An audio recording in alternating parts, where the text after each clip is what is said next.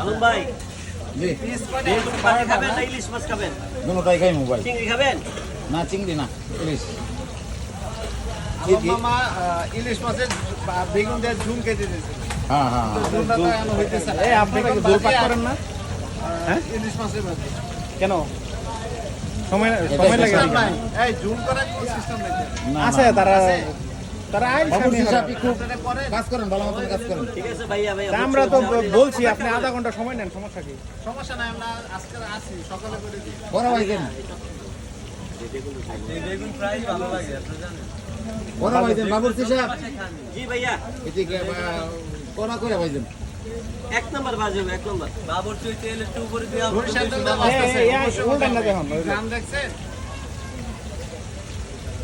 আমাদের গাজীপুরের মাওনা থেকে আসছেন কষ্ট করে যান ভাই ঐতিহ্যবাহী আপনাদের সুন্দর করে ভেজে দিচ্ছি মাছ। বাবুর্চি সহকারী বাবুর্চি আপনারা দুইজন সহযোগী।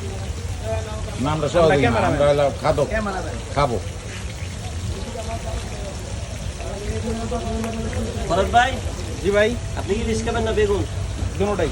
এই ওনার পেটে জায়গা লইলেই হয় এই পেট বড় আছে। জিনিসগুলা